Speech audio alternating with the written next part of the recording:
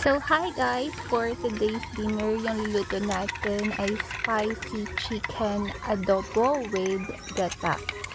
So, nakikita nyo naman ginagawa ko, diba? Sinutay ko lang yung onion and garlic, tapos nilagay ko na yung chicken. And then, titimplahin natin ng black pepper. Tapos, syempre, ihahalo natin para mas lumasa siya. Tatakpan muna natin hanggang sa magtubig yung chicken. And then, halo ulit. Ilagay na natin yung soy sauce. Tapos, calamansi juice kasi wala pala kaming suka dito sa bahay. Nag-add din ako ng water. And then, bay leaves. Nilagay ko na rin yung sugar. Tapos, chicken cubes. Tapos, i-add ko na rin dyan yung sili para mas kumapit yung anghang niya since mahilig naman kami sa spicy food. And then tatakpan muna natin siya. So pag kumulo na siya, i-add ko na yung Coco Mama or yung fresh gata.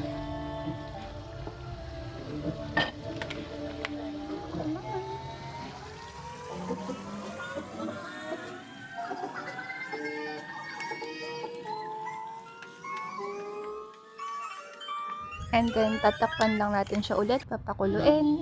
After ng kumulo, i-add natin ulit yung final na to, na Coco Mama or gata.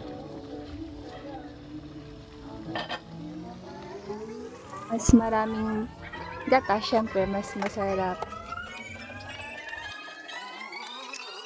Then, after nun, eto na siya. Diba? So, first time ko lang nagluto nito.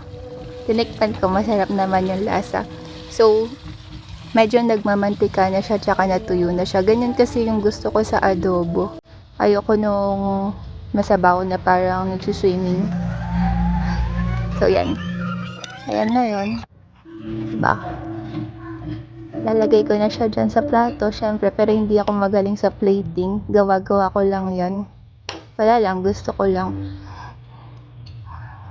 Okay, yun lang. Bye-bye. Thank you.